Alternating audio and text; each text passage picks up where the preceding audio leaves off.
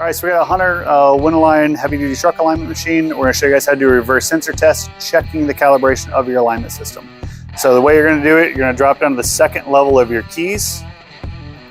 You're going to go service programs, second level of your keys again, and you're going to reverse sensor test. We're going to follow the on-screen prompts. We already have some of these completed just to speed things up. We already have it positioned correctly. These turn plates don't have pins whatsoever. We already have the brake pedal depressor installed.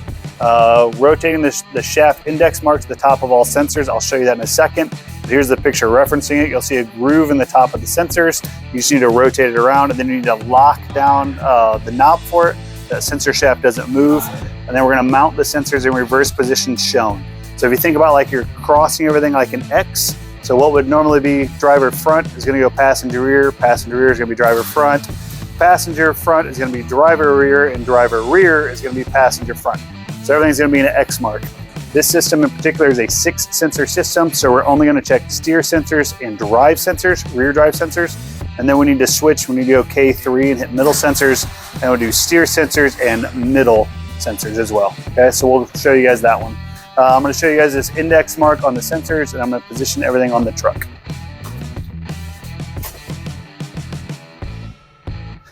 So typically the way I like to set it up, I just put all 6 sensors down at one time.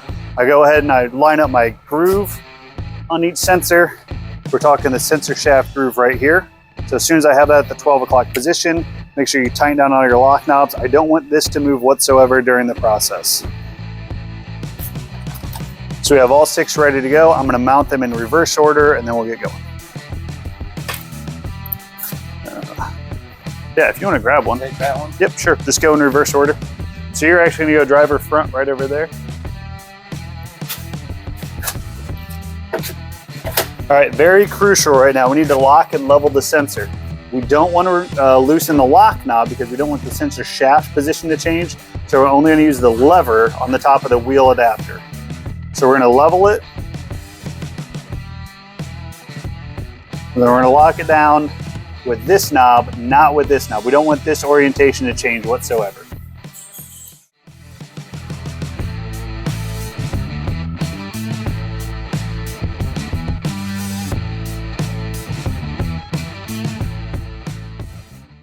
Okay, again, we're just looking for the level. We're only locking it down with this. We never want to move this during this process.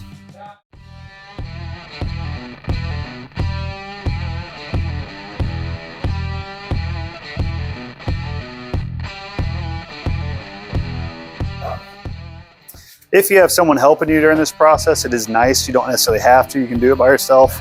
It's going to take maybe 5-10 minutes total if you do it by yourself. With someone else, maybe 3 to 5 minutes.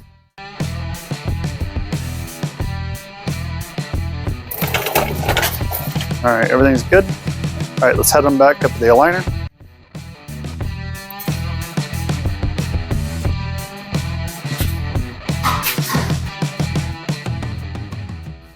All right, so everything's in reverse order. We've done everything the screen says. We're going to go and hit ready.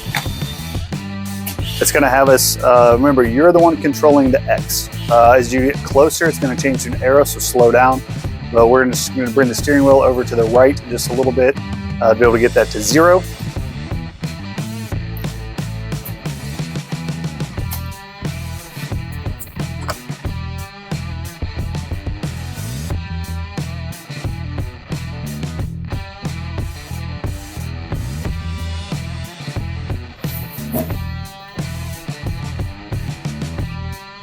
All right, now because I did move it, I am going to check my steer sensors to make sure they're still leveled.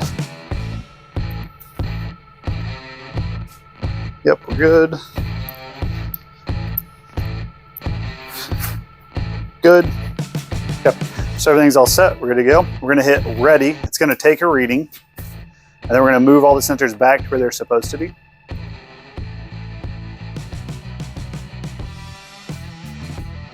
Oh, I bet the mud flaps are in the way. Okay, perfect. So right now it's saying, thank you, measurements will be saved when sensors are ready, right? You could absolutely be sitting on this screen for quite a while, like all day long.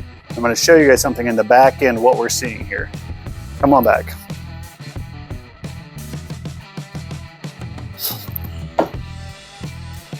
This is where it would be useful to have 2 guys to be able to help. essentially what's happening, this mud flap is perfectly in line with that rear as it's trying to send a tow signal across.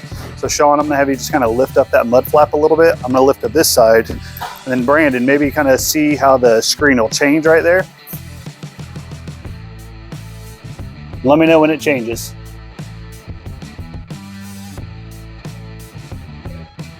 All right, that's it. Just that way, there, it's lined up perfect to block it. Okay, so now you can see on the screen, we need to change the orientation of the sensors back to where they're supposed to be. And you can see real quick, this is a rear sensor because we had that T portion of it. That's a steer sensor because that's the box portion of it sending that tow signal. So we're gonna swap everything back around to where it's supposed to be and take another comparison reading.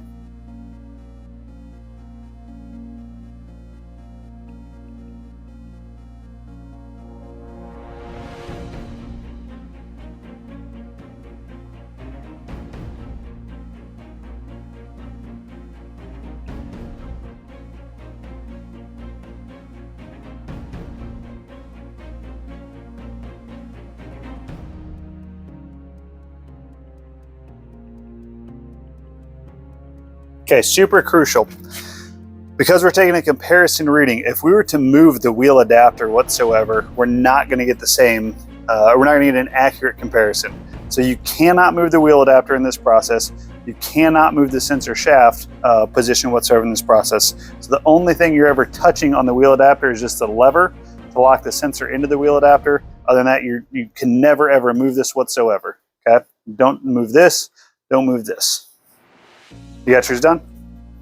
Okay, see if you can see the screen on that one too. All right, so now we've moved everything back to where it's supposed to be. We'll hit ready, and it's gonna give us a comparison reading.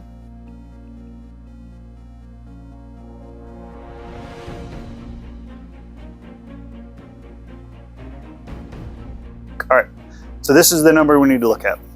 So kind of come in close if you can, Brandon. All right, comparison reading.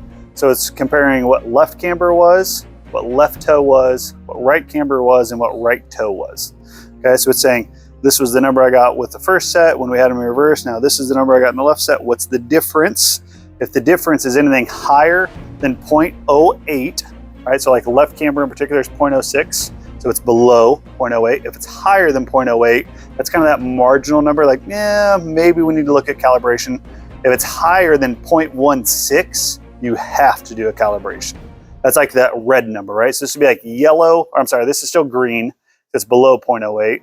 0.02 still green, 0.02 still green. 0.14, we're more in that yellow approaching that red number. So we're seeing a difference, fairly high difference in toe. So if that would be above 0.16, has to be calibrated. You call your local service rep, have him come in and do a calibration for you. But we're still really good on this one. We're still kind of that marginal number. Maybe next time he's in, have him do a calibration type thing. But if you ever drop your sensors, you happen to drive out and have a sensor on the vehicle when you go to drive out, things along those lines, maybe why you want to check calibration. If you get a reading on your truck and you're like, I just don't know if that's the right reading, you can easily check your calibration. It takes 5, maybe 10 minutes to be able to do it, okay? So we've checked the steers and the rears. Now we need to check front drive. So we're gonna hit ready. We're gonna go back in reverse sensor test. Now we're gonna go middle sensors. Okay, now we need to mount everything backwards again. All right, so our drives need to end up getting swapped to go back, and then our middle sensors are gonna go on our steer axle. Okay, so take the drives and go to the very most rear axle, okay? That's where our adapters are at.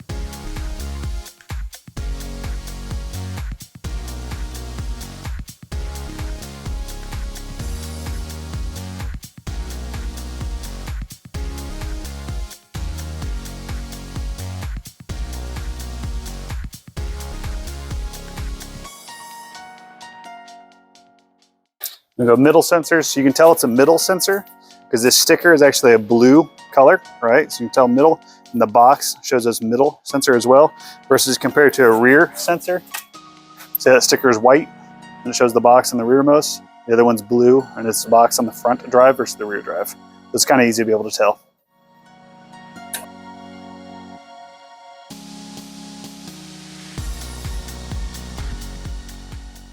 We already had the groove in the sensor already at the top, so we're good to go. Lock it and level it. There we go.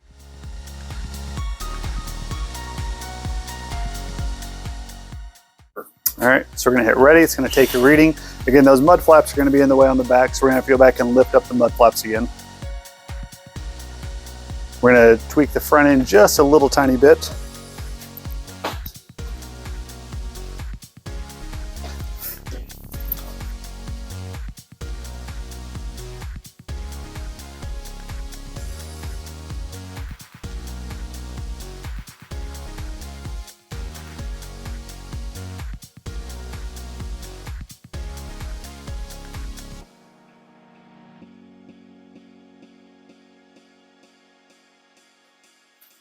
Yep, you can hit it real quick.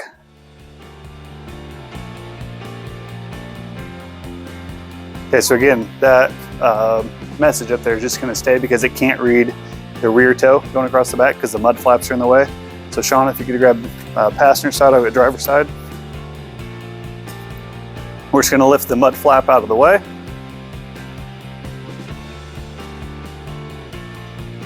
Okay. All right.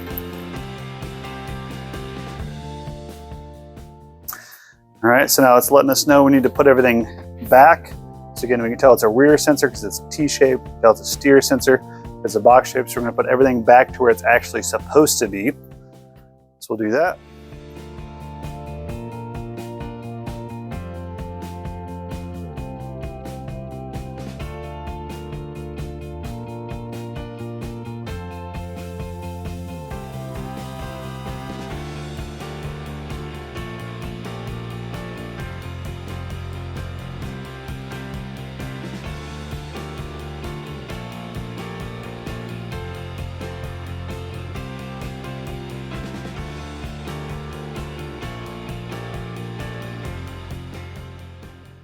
So again, we'll hit ready. It's going to take a comparison reading between steers and front drive. And again, numbers look really, really good.